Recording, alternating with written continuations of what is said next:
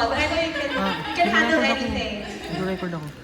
So our first question is from Celso Caparas from the Philippine Star. Okay, his question is, if you meet a blind child in your visit to Tondo, how will you describe beauty to him or to her?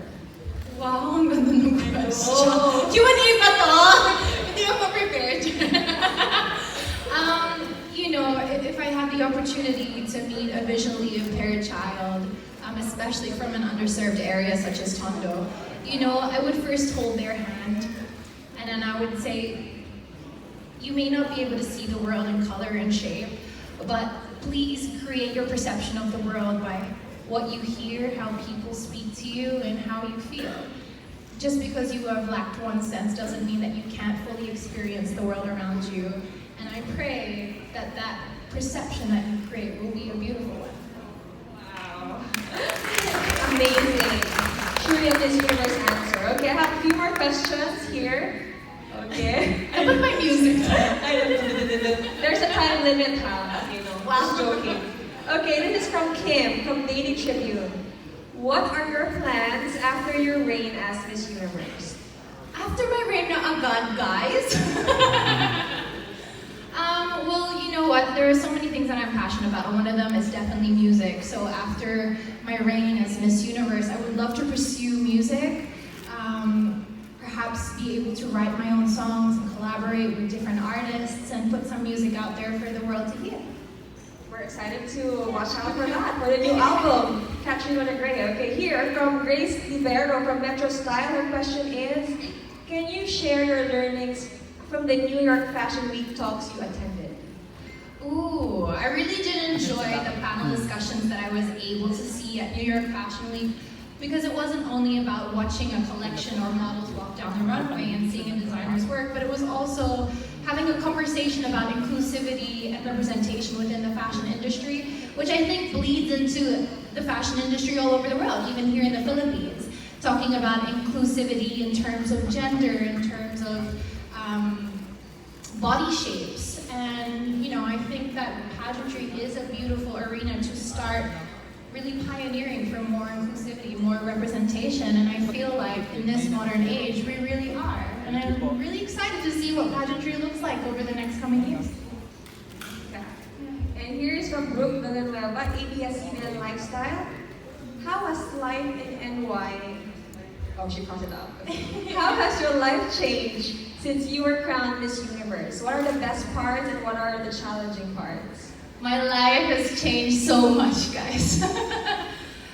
Since that crown was placed on my head, everything just almost feeling like in an instant, my life has changed. I went from being a voice to the Philippines to a voice to the international audience. With that does come a little bit of pressure, but also an amazing opportunity.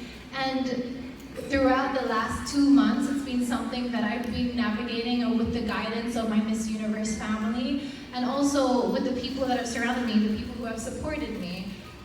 The things that I do or am challenged with is, of course, being away from home, being away from my friends and my family, but I also realize that this is a once-in-a-lifetime opportunity, and a year, even though it's a year, will go by so fast. So I really have been busy making plans about things that I want to do during my reign, and I really hope to leave a positive impact as Miss Universe 2018. Okay, and now we have a question from Nikki Wang from Manila Standard. With your journey as Miss Philippines or Miss Universe, what made you so proud of being a Filipino? Lahat! It was really something that I feel categorized, or not categorized, it colored my journey to the Miss Universe crown. Everything about being a Filipina, whether it was in representing Philippines to the world, because of course being a Miss Philippines, people will take their impression of Filipino people from how I were to conduct myself. So I really tried and endeavored to be a very good representation of my country in that aspect, but also in sharing our culture and history, things like my national costume, doing a series of videos that I hoped would further educate about the aspects that I highlighted within the costume, even in my wardrobe, sharing our textiles, our symbolism, our inspirations as a nation through the avenue of fashion. And of course, even in every time that I spoke, I always wanted to push the advocacies here in the Philippines that have my heart. And so really encapsulated, my whole journey was as a Filipina, and I felt that that was one of the most fulfilling parts. And from Jetson Cappuccino, sashes and strips for Catriona. Okay. Are you ready for the craziness ahead for the next few days? Because I know your schedule's going to be jam-packed. I don't know if I'm ready, guys. Like, I just feel, you know, I always tell people that when I was getting ready for the coronation night, ako nagawa yung makeup ko and I made sure extra waterproof siya kasi I really felt that as soon or if I were to be announced, I would cry. As in like, cry. And it never happened. So I feel like my crying moment is going to be during my homecoming parade. Because, you know, even when I look back at the last couple of years, my most emotional moments as a title holder or as a beauty queen have been when I'm surrounded by the people.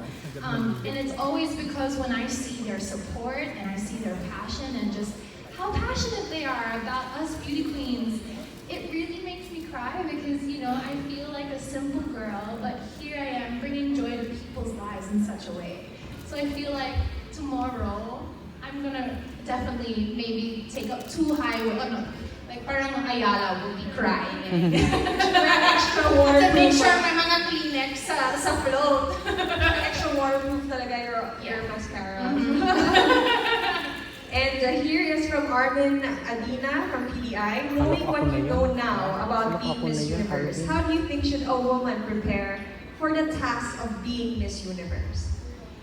It's really one, you need to be true to yourself because, you know, we're so lucky here in the Philippines to be surrounded by amazing teams of people who will lift you up and carry you through the preparation. But once you get there to compete, you're all alone. In the sense that you're by yourself and you may have them on social media, but essentially you are by yourself. So you need to stay true to yourself and kind of have that strength. And whether you draw it from an advocacy, whether you draw it from the supporters, whether you draw it from your family, you need to have that strength because through those moments in the pageant when you are overwhelmed, when you are feeling doubtful, when it happened to me, that's what I drew from. And it carried me all the way through. Even until now, when there are moments that I'm homesick, I always remember why I'm here and it keeps me going. And here's another question from Paul Chin from Pageant Mag Philippines. If you can change only one thing in the Philippines, what would that be? Ooh. I would further develop our provinces and share more about what we have to offer. Not just in the publicized places like Boracay and Manila and Palawan, but you know, in all the different places that we have in the Philippines, in Mindanao and Visayas, where people might not necessarily think of to visit or that take interest in. When I was traveling around and I was researching for my national costume, I just fell in love with how rich and beautiful our culture is. And I feel like if people would only know how much we have to offer, they would see how unique Philippines is, and they would have a reignited passion or desire to explore the Philippines, not just in a touristy way, but to come into a full appreciation of what the Philippines is as a nation and what we have to offer. That's true. And here's another question. It's from Ito Concepcion of UNTV. Among your many advocacies as Miss Universe, which among them are included in your grand homecoming itineraries and why? Ooh, well, I definitely am having a full charity day with Young Focus, which is my education-based organization in Smoky Mountain, Tondo, Manila. Second is Love Yourself Philippines, which is a volunteer-run HIV/AIDS organization that offers free guidance, treatment, and counseling for those affected. And I also have a day for Binibining Charities and Smile Train. So I really am so happy that I get to spend time with those charities, especially my own charities, and kind of touch base with them and see how everything has developed so far, because I know I've been, for example, communicating with the owner of Young Focus. They've been receiving amazing blessings since Miss Universe, and I would love to see how that's affected their programs, and also discuss, like, how can I help going forward? I think you've given a really great voice for all of your advocacy. So we thank you. Just being there and being supportive. You've done so many things for them already. So we're looking forward to what you can do in your reign. And here's another question, okay, from Celso Caparas, a Philippine star. Describe Catriona Gray before you were crowned and after you were crowned as Miss Universe 2018. Oh, that's a nice question. Thank you. And then siya, yun, Sister Celso. It's hard. One word lang ba? I know, right? The reason I'm struggling with this is because I don't feel different as a person. I just feel like I've been afforded or given this huge platform. So, but on my serenade. Before Miss Universe, I would say, okay, here we go. I would say driven, because up until the very last moment, like, I won't say that I was so competitive that I lost the heart of why I was there, but I really was focused. You can ask my team, like, I really, really focused that that's just the person that I am. But then after Miss Universe, it was more like the feeling of, I've been given so much, now I have a responsibility. Even though I have a responsibility as a Miss Philippines, but now during my reign, it represents so much more than just being Miss Universe. It's like, what can I do as a Miss Universe? So, driven and responsibility. Thank you for that question. But I like that question, thank you. And here, we were singing a while ago, so this question is from Robert Requintina from Manila Bulletin. Will you pursue Broadway or Hollywood after your stint as Miss Universe? Why not? Why not? If the opportunity is there, why not? I'm really, really open to any opportunity that might come my way. Okay. Especially Broadway. You guys know I love Broadway. Okay, wait. I'm just filtering out because the other questions are the same, so just no favoritism here. Okay. Okay, from Adam Janato from Sash Factor. Your tourism videos featuring the sights and sounds of our country were a big hit before leaving for Miss Universe.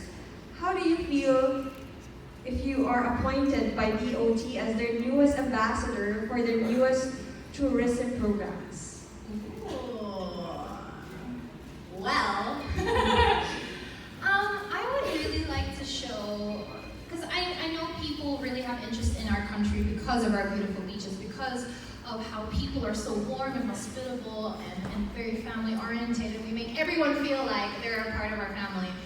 But I feel like we have so much to show in our history, in our crafts, the things that we make that are unique to us and found nowhere else in the world.